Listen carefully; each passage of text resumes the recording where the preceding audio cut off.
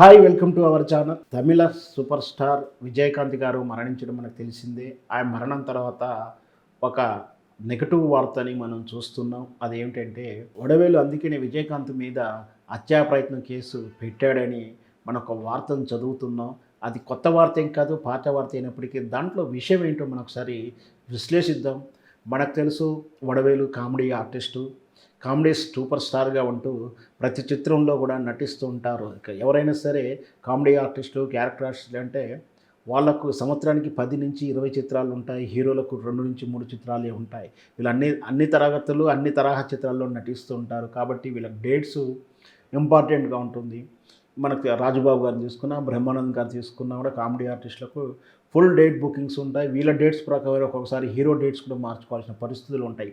అటువంటి తరుణంలో వడవేలు గారు తమిళ చిత్రంలో బిజీగా ఉన్నప్పుడు ప్రొడ్యూసర్లను డేట్స్ ఇవ్వకుండా చాలా ఇబ్బంది పెట్టేవాడు. షూటింగ్కి వచ్చి కూడా చాలా ఇబ్బంది పెట్టేవాడు. నానా రకాల అప్లికేషన్స్ ఆయన మీద ఉండే ఈ వడవేలు మీద చాలా కాంప్లైంట్స్ ప్రతి ప్రొడ్యూసర్, ప్రతి చిత్రం తాలూకు ప్రొడ్యూసర్స్ అతని మీద కాంప్లైంట్స్ ఉండేవి. చాలా విసిగి వేశారనేటువంటి తమిళ ఇండస్ట్రీ నడిగర సంఘం అని వాళ్ళకు ఉంటుంది. అది మన తెలుగు సంఘం కన్నా చాలా స్ట్రాంగ్గా ఉంటుంది. ఎందుకో వాళ్ళు బహిష్కరణలు అనేది బాగా శిక్షగా వేస్తారు. ఇక్కడ తెలుగులో అంత ఈజీగా బహిష్కరించడం అనేది అంత ఈజీగా ఉండదు.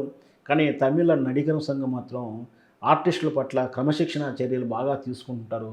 అందువలనే వడవేలు మీద బ్యాన్ చేయాల్సిన పరిస్థితులు వచ్చాయి. వడవేలుకి ఎవరు అవకాశాలు ఇవ్వద్దు అంటూ ఒక 10 సంవత్సరాలు నిషేధించడం జరిగింది.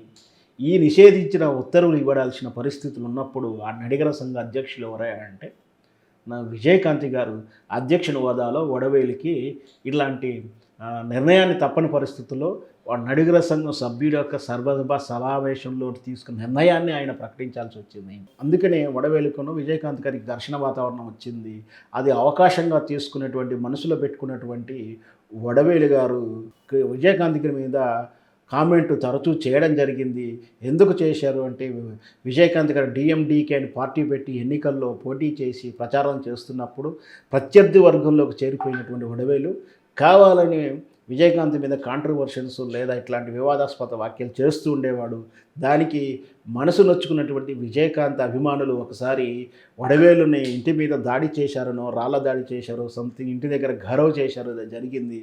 దానికి నా మీద హత్యా ప్రయత్నం చేస్తున్నాడని చెప్పి డిఎండికే పార్టీ అధ్యక్షుడైనటువంటి విజయకాంత్ గారి మీద ఇతను ఒక పోలీస్ కంప్లైంట్ ఇవ్వడం జరిగింది.